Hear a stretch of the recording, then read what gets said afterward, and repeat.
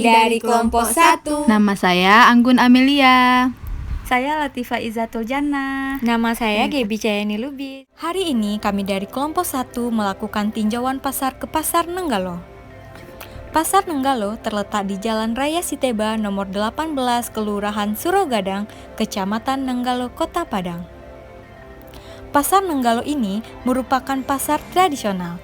Dikatakan tradisional karena sistem jual beli antara pedagang dengan pembeli dilakukan secara langsung dengan proses tawar-menawar. Tampak depan dari Pasar Nenggalo terdapat beberapa kios di antaranya. Kios perabotan dapur, kosmetik, serta parkiran untuk pembeli. Memasuki area dalam pasar terdapat kios-kios menjual kebutuhan rumah tangga. Di Pasar Nenggalo menjual seluruh kebutuhan mulai dari pangan, papan, dan sandang. Rata-rata para pedagang menjual kebutuhan yang sama. Kebutuhan itu meliputi kebutuhan pokok sehari-hari seperti kentang, bawang, sayur-sayuran, sayur buncis, wortel, hingga cabai. Selain itu, juga terdapat jajanan pasar seperti kue tradisional. Tidak hanya itu, di sini juga terdapat berbagai jenis pakaian mulai dari anak-anak hingga dewasa. Dan juga menjual berbagai jenis aksesoris perhiasan. Sepanjang jalan di dalam pasar kami melihat berbagai jenis tindakan ekonomi. Pasar yang identik dengan kebisingan dan aktivitas ekonomi menghasilkan berbagai tindakan ekonomi. Tindakan yang kami lihat pertama kali yaitu proses produksi. Tindakan produksi merupakan suatu proses menghasilkan barang atau jasa. Kegiatan produksi yang pertama kali kami lihat yaitu pembuatan cabai giling. Di sini dapat kita lihat proses pembuatan cabai giling masih menggunakan cara yang tradisional. Proses produksinya masih menggunakan media batu giling sebagai alat utamanya. Selanjutnya, proses produksi santan yang sudah menggunakan media semi modern. Pada kegiatan ini terdapat berbagai pembagian kerja dalam produksi santan. Ada yang berperan sebagai pemarut kelapa, penyaring parutan kelapa menjadi santan, serta menjadi penjual santan siap saji. Selanjutnya tindakan distribusi.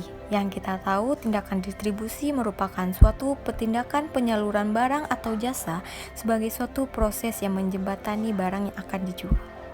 Dapat kita lihat seorang bapak yang menjadi tukang penyalur. Selanjutnya, proses tawar-menawar yang terjadi di dalam pasar.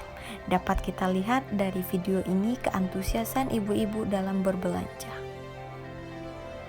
Pada video ini, seorang ibu-ibu yang membeli tahu di tempat tahu. Selanjutnya, ibu-ibu yang membeli kebutuhan rumah tangga. Dan tidak lupa bahan pokok seperti ikan.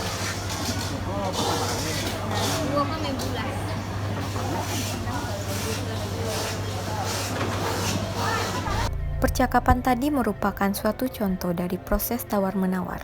Jika harga yang ditawarkan pembeli disetujui oleh penjual, maka terjadilah transaksi jual-beli.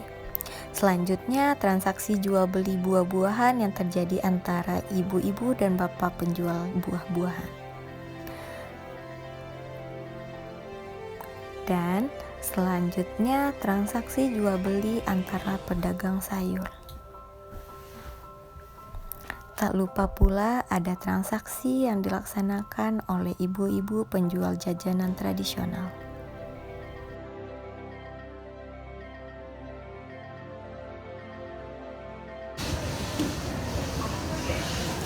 Mbak Uwan, ini isi cabai rawit ada ya?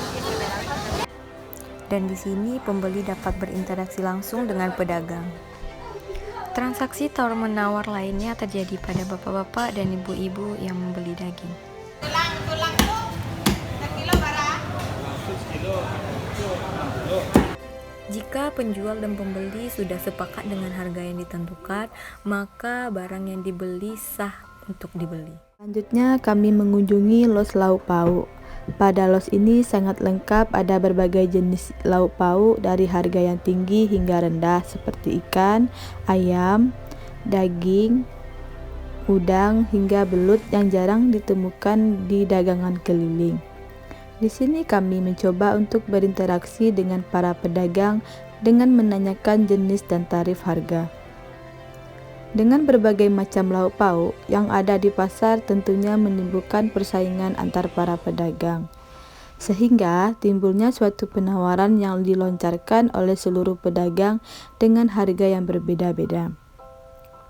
Hal ini tentu menarik minat pelanggan untuk membelinya. 2.15, 2.15. Yang mulu 2 boleh lah. Yang segar 2.15. 15, 2.15. 2.15, 2.15. Ikannya gambulo sarai nama memang ikannya. Oh, 10 sama 20 boleh 3.20. 3.20. 3.20. Video tadi merupakan suatu bentuk promosi yang dilakukan oleh para pedagang dengan melontarkan harga yang dapat menarik pelanggan. Contoh seperti harga yang dilontarkan penjual ikan 2.15. Dengan harga yang rendah itu membuat pembeli tertarik.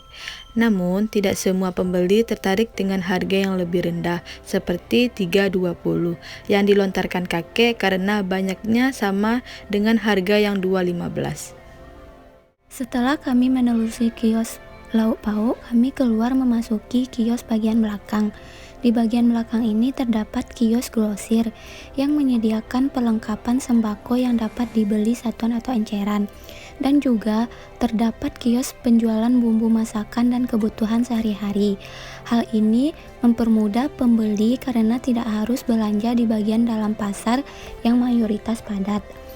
Kami juga melihat kios pedagang pisang yang sudah memiliki pelanggan tetap yang biasa berbelanja di sana untuk dijual lagi baik dalam bentuk gorengan dan lain sebagiannya. Serta kami melihat bagian belakang ada beberapa penjualan sarapan. Hal itu termasuk dalam tindakan ekonomi konsumsi yang dapat mempermudah para pedagang untuk sarapan di sana. Dan para tukang becak bisa sarapan sambil menunggu penumpang. Tidak hanya itu, di depan bagian samping juga terdapat penjual berbagai macam jenis perabotan rumah tangga. Setelah kami mengamati seluruh bagian pasar, dapat disimpulkan bahwa pasar tidak hanya menjadi sebuah institusi tempat transaksi jual beli, namun pasar sebuah peranata ekonomi sekaligus cara hidup yang menimbulkan pola hubungan sosial antar sesama masyarakat dengan berinteraksi antara penjual dengan pembeli sebagai aktor yang berperan dalam pasar. Dengan proses tindakan ekonomi tersebut, muncullah suatu keterikatan hubungan sosial yang menimbulkan adanya pelanggan tetap. Dengan begitu, proses di pasar selalu berputar, yang mana uang menjadi alat tukar dalam transaksi jual beli di pasar. Dari barang bisa menghasilkan uang dan sebaliknya uang bisa menghasilkan barang.